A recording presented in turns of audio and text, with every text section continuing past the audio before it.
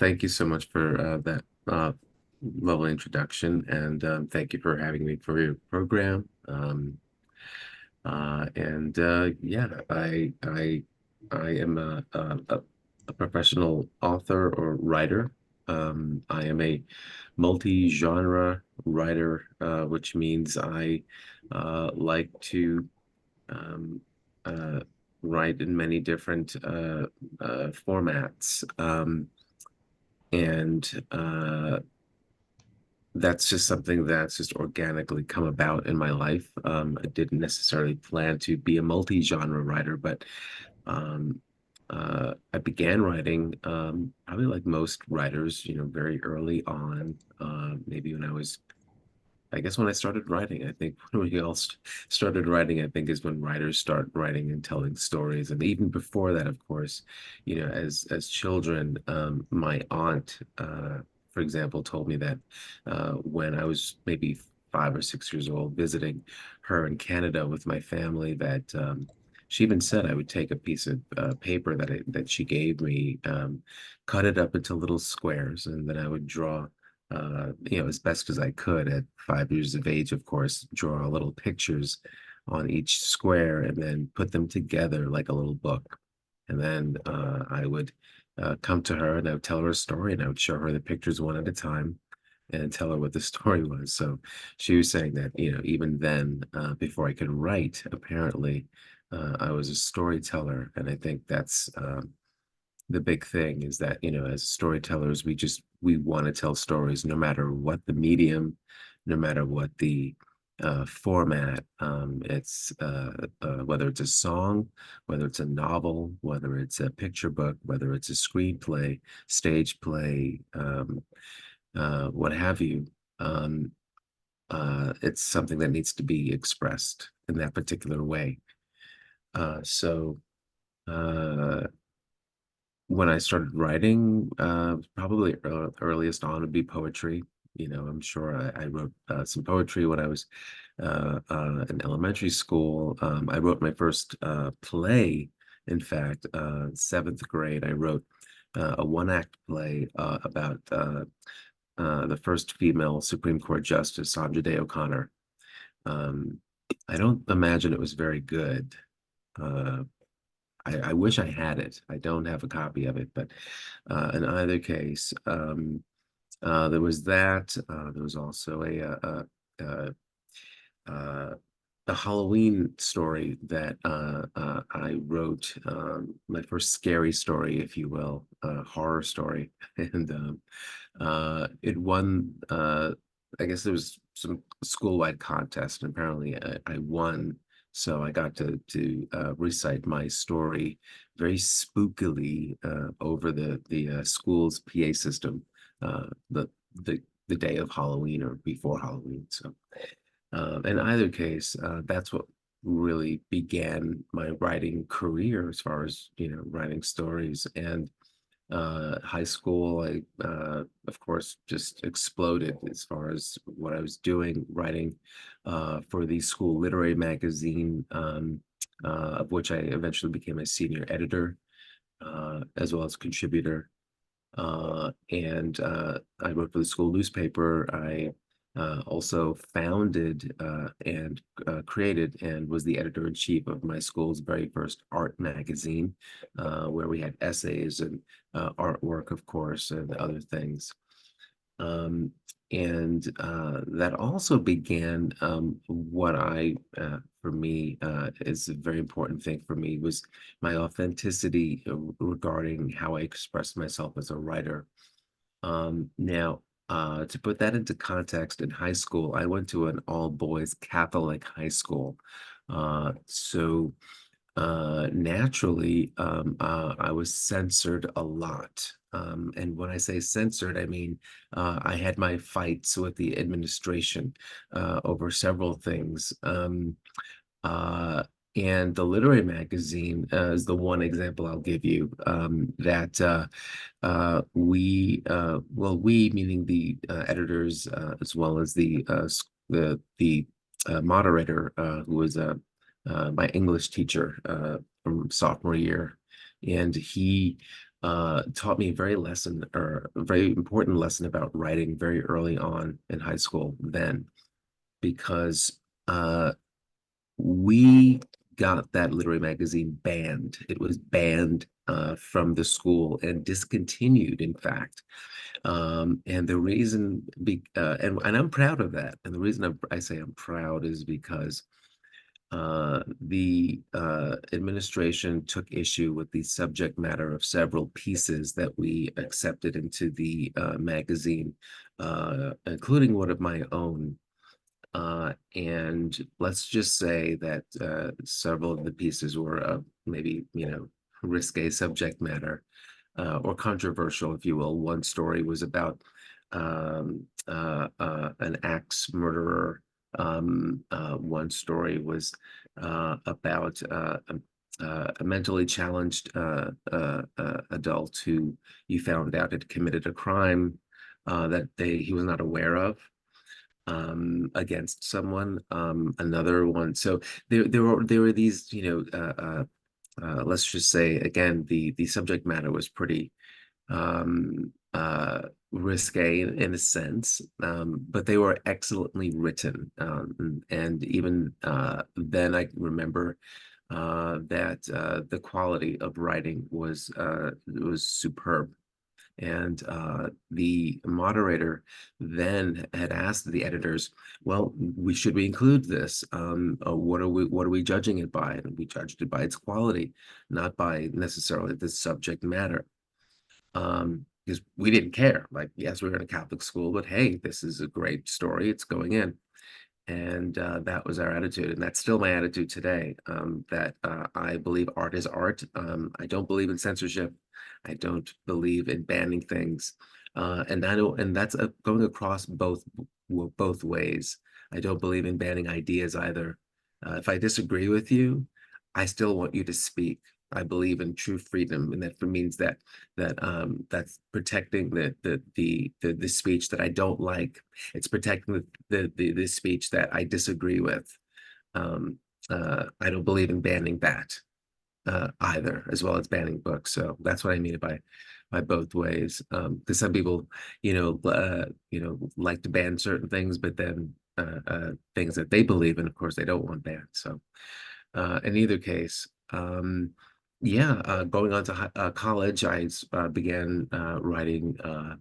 I wrote more stage plays. I wrote two more actually that were given productions at the Boston University Playwrights Festival, which was great. And I then I think, but when I graduated, and I was in New York as an actor, because I studied acting, in fact. Just a little backtrack.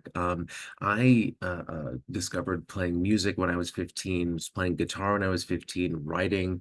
I was acting in high school. By junior year, I knew I wanted to actually be a professional actor. So when I was in college in Boston University, I actually was studying acting. So not only am I a multi-genre writer, but I am also a professional actor and I am a professional musician. And my sort of nickname that one of my art professor, or my art teacher rather, in high school had given me was Renaissance Man. In fact, I still have a few friends who call me that occasionally, because it comes out however it comes out. That's how I look at it.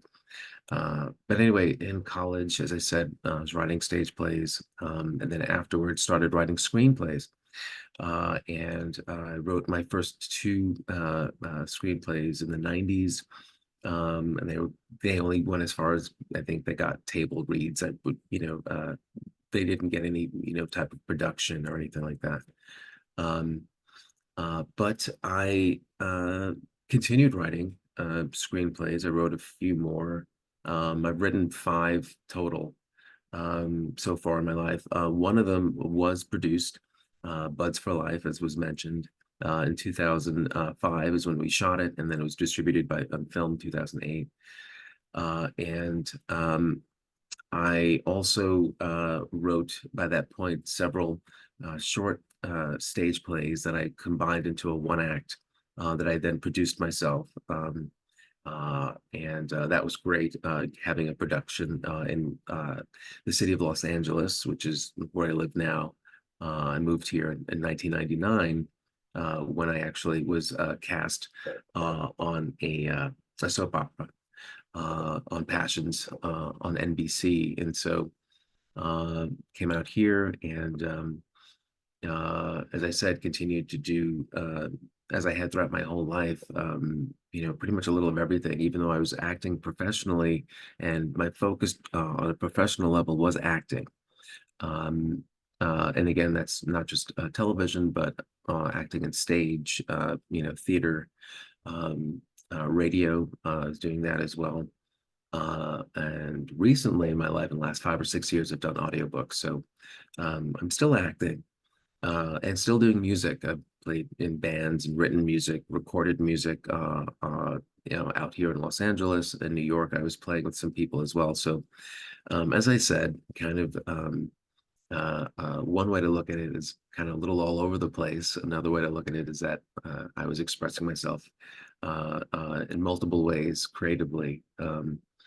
And really loving it.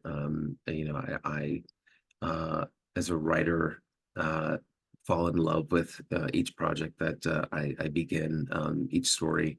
And again, in terms of its format, as I said, I continue to write music. I just finished writing a children's musical based upon a picture book. It'll be Irie, that was published last year by Cardinal Rule Press. And it was a great it's been a great experience so far writing the musical. We just had a table read uh, uh, this past weekend, and looking forward to revising the script and continuing to improve on the songs. I'm writing another song, for example, so there's that happening.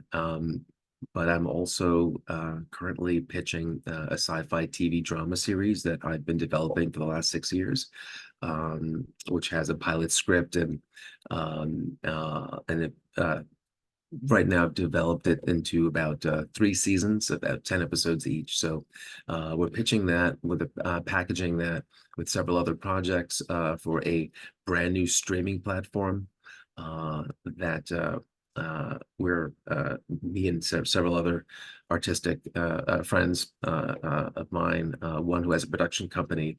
We're actually pitching that, and that also includes a feature film of mine, a rom-com, as it's called, a romantic comedy. So as I said, I feature films and got my a sci-fi TV drama series. There's another feature film that I've actually been pitching as well. And that feature film, I made a proof of concept short film, which was also mentioned, I think, at the beginning of my credits, called Orpheus Star. That's actually based upon the feature script that I'm also pitching whenever I can.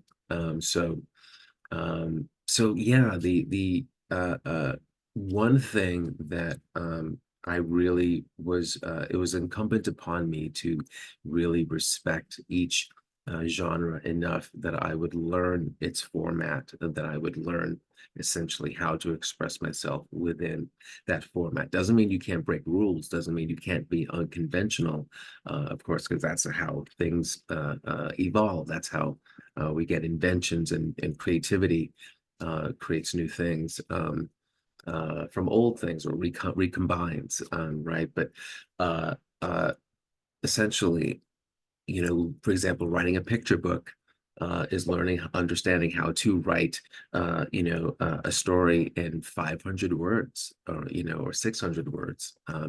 Writing a story that is going along with illustrations, with pictures, so that you're essentially, as with the text, only telling half the story, right? And the other half of the story is being told by the illustration.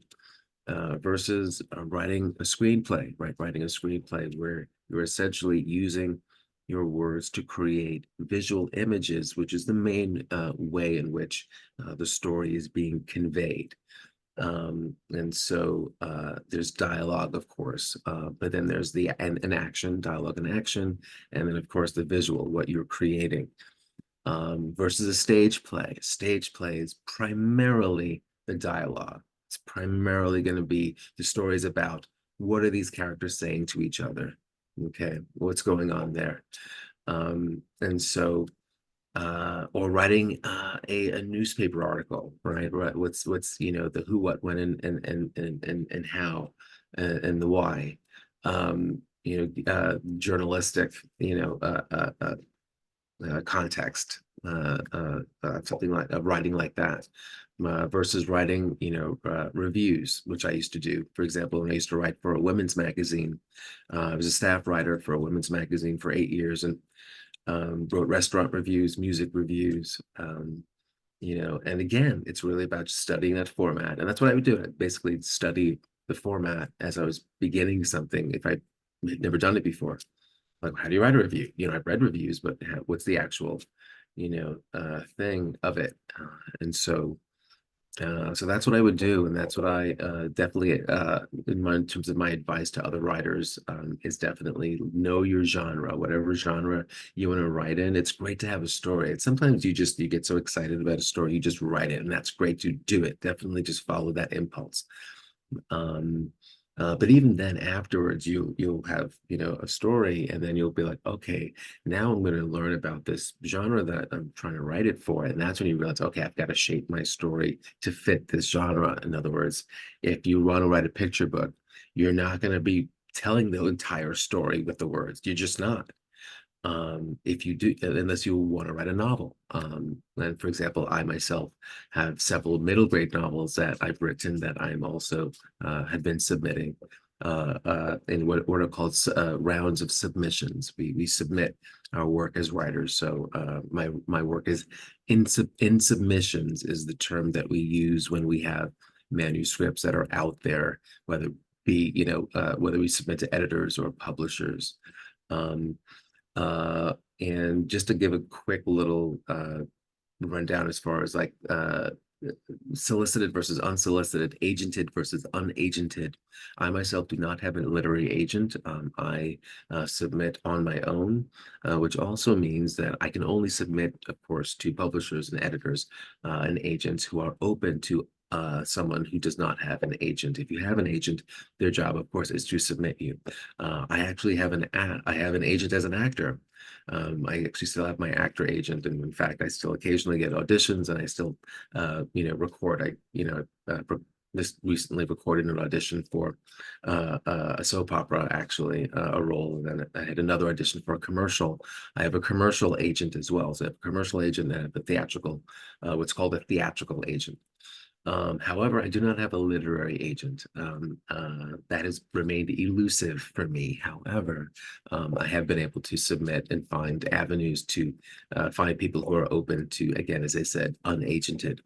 In fact, my picture book that was published last year by Cardinal Rule Press was submitted to them without an agent. However, my first picture book, You're Everything Everywhere All the Time, which I illustrated as well, it's sold on Amazon. That book was self-published, and self-published is when you don't have a publisher basically paying for the book or the publication. You yourself are paying for it out of pocket. And that's what I did with that book. And self-publishing, thankfully, is also losing its negative stigma. It used to be very sort of had a negative stigma that it was called vanity publishing, that you're basically publishing just for the sake of, seeing something that you wrote in print, which is nice in and of itself, but it wasn't really taken seriously. And that's been changing. I think the more and more there have been different ways that people are, for example, there are people who self-published, and then their books, goes on to be to sell, really well. And in fact, that's usually when it'll garner the interest of a major publisher who says, "Ooh, oh, you're selling really well," and then they'll republish the book. So that can happen. Uh, But yeah, there are, just as I said, there's many different ways. Now, of course, we've got online and we've got content online and we've got blogs and, and people are writing blogs. And I used to write blogs. I used to be a blogger for Huffington Post, for example, back in 2006, the presidential primary campaign. I was an off the bus blogger, which is I can't remember the name of the author, but that's a reference to a book that I read in high school, called Off the Bus. Jack Kerouac, Jack Kerouac, who wrote On the Road, wrote, I believe, on the bus, off the bus or on the bus, which way, who's following the McGovern campaign. Anyway, that's my memory. So, but yeah, where was I with that? So yeah, like I said, there are different ways of writing. Even writing, for example, as a host for a YouTube show called the VBB, which is about the Venice Beach Boardwalk. I would interview artists on the boardwalk, whether it be painters, musicians, graffiti artists, etc. And then I also, for a time, worked as a contributor to a show on KPFK radio here in Los Angeles, 90.7 FM. Every Friday, there was a show called Soul Rebel Radio, and my show, I would have an excerpt of that. So I would sort of write an introduction for an excerpt of my YouTube show for the radio show. So it would be like the video of my show would be on my YouTube channel, but then a smaller excerpt of my show, which I would write just to tailor to the radio show, would be that every Friday. So I was doing that for a while as well. And yeah, as I said, it looks like I have no plans to stop being a multi-genre writer anytime soon. So the reality is, as I said, from day to day, my focus is, on the various projects that I've been working on, from here to there. Uh, and it's kind of a nutty thing because one day I'm thinking about my sci-fi TV drama and thinking about, okay, we're packaging that, da, da, da, and then next thing I'm, thinking about my picture book that I'm recently submitting. One that the most recent one that I've been working on is about Hazel Scott, who, if you guys don't know who Hazel Scott is, look her up. If I were to ask you who's the first famous Black person to have American to have their own TV show, you might say Oprah or someone like that, but you'd be wrong. It was actually Hazel Scott, who was a poet, a dancer, a piano prodigy, movie star. She was just sensational, one of the highest paid performers of her time. And so I'm writing a picture book about her. I've written a picture book about her, submitting that. Because I think it's important that people, know who she is, for example. So there's that. And at the same time, as I said, I'm also writing and working on a children's musical. So, another day I'm thinking about the songs, and I'm actually writing the 12th song number 12 right now for the musical, because it was deemed that one of the characters needed to express herself in that way after the reading that I recently just had. So again, I'm kind of all over the place, but I love it. That's just who I am.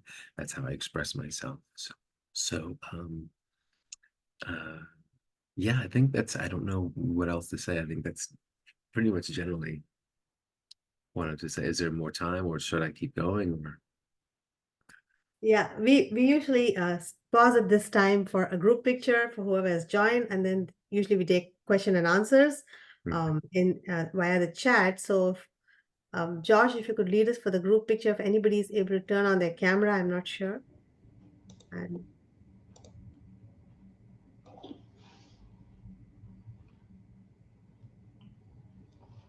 we usually ask if people are comfortable to turn on their cameras, and then we'll take questions after. Okay, I will count us down. All right, 1, 2, 3. And let me do one more just in case. 1, 2, 3. All right. Thank you, Josh. Yes, thank you, Don. I mean, this is I mean, I just saw the comment Vidya has made. She said you've lived a magical life, so many genres, and I love that you say you love that you're all over the place. That's the way to do it, you know. Creative pursuits are like that. So thank you for sharing. I do have questions about your publishing journey because um, having no agent and still getting like you got a really good response for your first book. I have read your second picture book. I've requested for my library to purchase it, so it's going to be available at some point at Charlotte Mecklenburg Library. That's what we do through Writers Beyond Borders. I want you to talk to us a little bit about the publishing part, like how did you pitch, how especially because you don't have an agent, and then there's another question in the chat, so I'll get to that. Sure. So I guess the first question is about how I got my book into the hands of Cardinal Rule Press, essentially, right? So there are several resources for writers who don't have an agent. For example, online there is a publication called Authors Publish, and I get their weekly newsletters by email where they will list all of the publishing houses that will accept various manuscripts from writers without an agent. And in fact, Cardinal Rule Press was on that list back in 2021 when the fall when I submitted a picture book to them, and then in 2022 is when February 2022 is when I was contacted by them and offered a publication deal. So that's one way. But yeah, there are things like that, and that's really what you have to look for. And I know, I mean, right now I'm thinking of other submission platforms, but not for necessarily for being an children's book writer, but for example, a screenwriter or TV writer. There are several platforms where I also pitch. In fact, I've garnered interest and had producers request projects or scripts based on a submission from one of those as well. And I would imagine there are more, like for example, another opportunity, another way to as a writer, for example, well, for children anyways, especially. I also am a member of SCBWI. SCBWI stands for Society of Children's Books Writers and Illustrators, which is an international organization. And you know, for example, if you go to a workshop, if you go to an event, let's say a conference where there are agents, publishers, and so forth speaking, usually any agent or any most literary reps who go to those conferences are open to submissions from anyone who's attended those conferences, which is great. Which means not only, so for example, you can go to a conference and or an event, and let's say there's several workshops, and you sign up for one workshop, you can still submit your manuscript if it fits what they're looking for. Of course, that is being the main thing. You don't want to just submit something to someone where they're not looking for your type of story. However, if they are, even if you did not take that particular agent or publisher's workshop, you can still submit to them because, again, you attended the event. So that's another way that people without an agent can get their work in front of someone. Also online, there are other, for example, Manuscript Wish List is an organization online that is, again, a lot of these are also very educational as far as the amount of information they provide to writers on their websites, for example, very informative.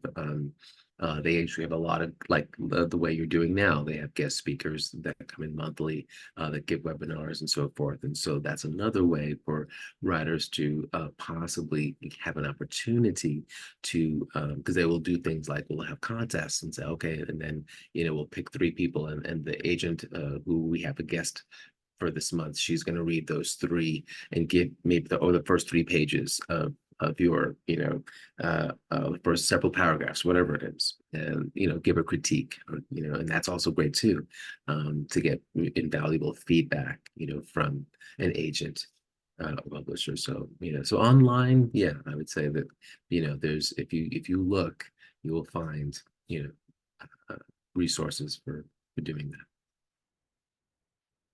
Thank you. I did put the link to authorspublish.com if anybody in the group wants to look at it. The link is there in the chat for y'all. There's one question of Vidya's, but before I get to that, I had a question about the first book. I know you illustrated it, but the second one you had an illustrator. So how do you find a good match? Because that was through Cardinal Press, which is traditional. And that's So how it goes, right? You they don't, matched you. the author does not All choose right. the illustrator. Now, most half of the books that are out there, of course, are author illustrator books, which means that it is the author and illustrator who Right. does them both. And in fact, I'm going to let you know they prefer that. That is just Yes. something that right now, that that's just the thing that they would prefer. So most submissions, for example, most agents, that's what they're looking for. So if you don't really, so for me, granted, in lieu of it doing, granted, I did that with my first book because I wanted to. However, subsequently afterwards, I'm just writing stories and just submitting those. But there are people who, of course, who like Cardinal Rule Press, who are just looking for stories. So if they like your story, they accept that. Then they will they will pick the illustrator. You don't really have a choice. So I'm happy with the book that, for example, that I have, and I believe that the work that the illustrator did was beautiful, and amazing. And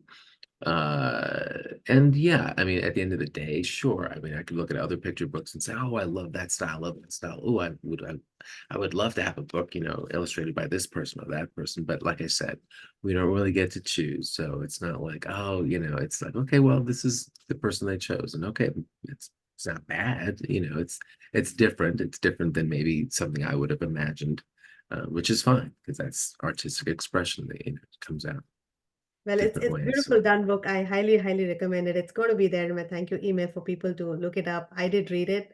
I Thank did you. an Thank you. library alone, and I did left a review also on social. But my question to that book was that story your own personal journey when you moved? Well, no. In fact, I'm a first generation American, so I was born and raised in New York. But both my parents are from the island of Jamaica, and they both came to the U.S. In different times of their lives. My mom did move to New York with her mother and brother and sister when she was like 13. And so, of course, it's a very, pivotal age, coming of age type of thing. And so socially, I know she used to tell me stories about how, she was shy and feeling a little awkward and also very self-conscious of her patois, of her dialect. And how, it took her a while before she was able to feel comfortable. So there's that. There's also, the in the book, if you've read the book, there's my father's Christmas cake, Jamaican Christmas cake, was a tradition that he did. He every Christmas he made Christmas cakes for the whole family, extended family. He would like ship them out to everybody, everywhere. And he did that every Christmas, and I would help him out sometimes. So that's a factor in it as well. There are certain things that happen to the main protagonist that are directly from my life, which when I read them, I like to usually share with kids that as well, because I tell them a whole lot of things go into writing a book. It's not just, oh, is it based on your life? It's based on, a writer, look, as they say, if you are friends with a writer, beware, because you just may end up in one of in something. You just may be the source of inspiration for a character, and you may recognize yourself or not. Hopefully you don't, because like writers can lose friends that way or family members that way, right? but yeah, because we use everything as inspiration, everything of our lives, and the stories we hear and the people. So it's not just things that we directly experience, but other people or things that we hear other people experience. So all that's a factor in writing the story. So yeah, yeah. So for example, I'll give you one quick example. If you remember the book where in the book, the little boy wants to create jeans that have an American or buy jeans with that or American fashion, which means that they're all kind of, the ripped jeans look where the jeans are ripped at the knees. But he doesn't have any money to afford to buy them, so he goes home and takes it upon himself with a pair of scissors to cut up his own jeans in an effort to do that. And of course, completely destroys his genes, and there's a very wonderful illustration that I'd imagined of the mother holding out a needle and thread to the boy, like, okay, you're going to sew these up now that you just destroyed these jeans that I paid very good money for. That's the whole thing behind it. And the true story quickly behind that is that my mother did buy me a jeans jacket. So it's actually a jacket, a denim jacket. But when I went to school, I saw a boy that had a denim jacket with the sleeves cut off. And I thought that looked very cool. So I thought, I want to do that too. So I went home, I took some scissors up to my room and commenced to cut off but of course I didn't do a great job. And what happened is one side was longer than the other. So I would try to even it out. But what would keep happening is that one side would keep being longer than the other. And I keep going back and forth until next thing you know, the jacket's completely ruined. I mean, it's just gone, and it was hanging by a few threads on one side. It was that bad. But like if you just ripped it, it would just be gone. And so my mother took one look at the jacket because I had to wear it out eventually, out of the house. And she looked at the jacket. She's like, well, I'm never buying you another article of clothing ever again. Which, she later went back on her word. I mean, in Christmas, I'm sure I started getting clothes again eventually. But anyway, that's just one example of a true story that I experienced in my own life that went into the book. Thank you for sharing that. I have just one question in the chat, which will probably be the last question. Vidya is asking, Don, how do you balance multiple creative pursuits?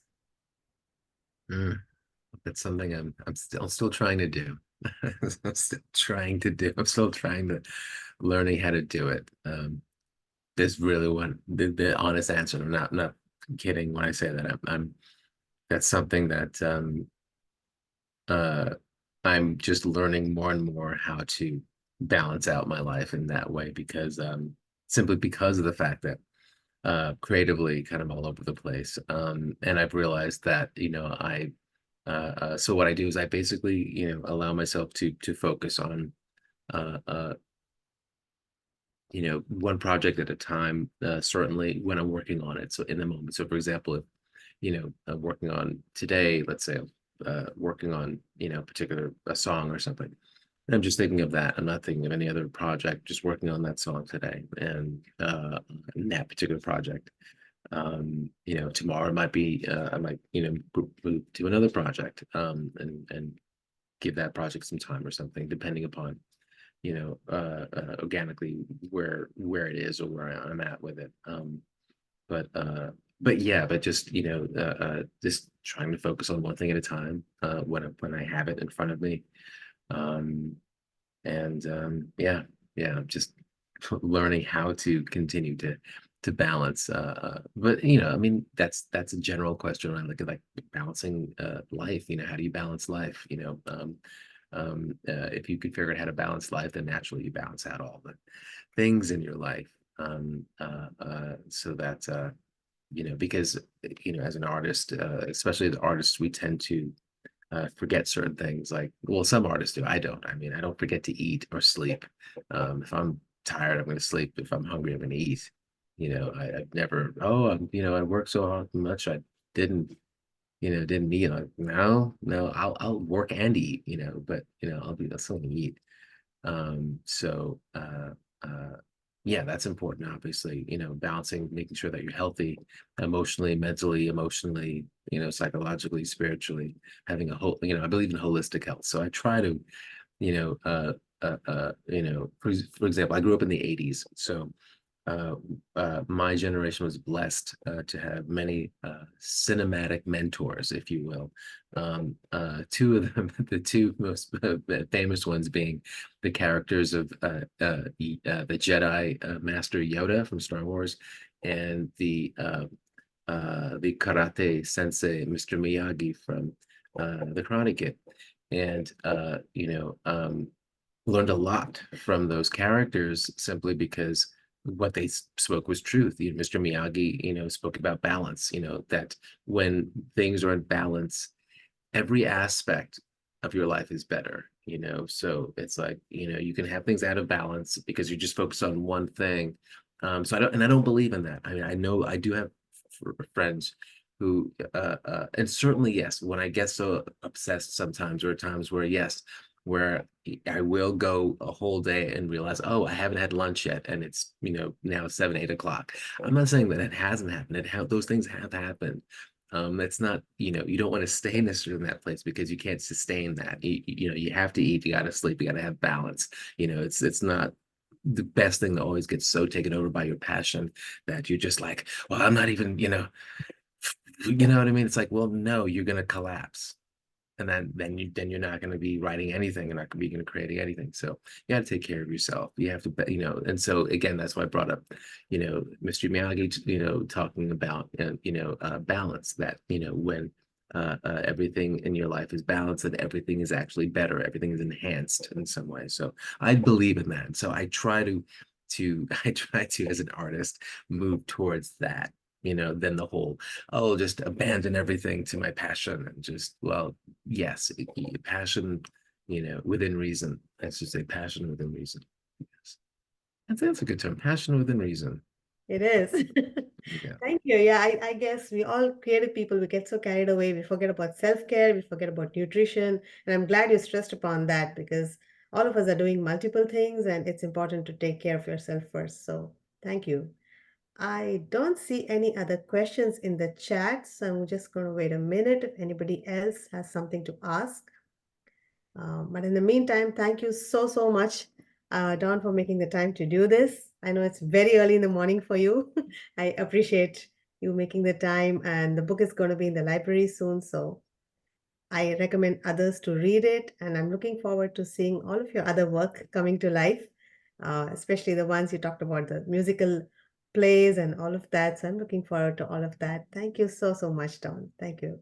So Abby, thank you so much. I appreciate being invited onto your platform to share my experience with your audience. And thank you so much. That was great. Thank you, everyone. Bye.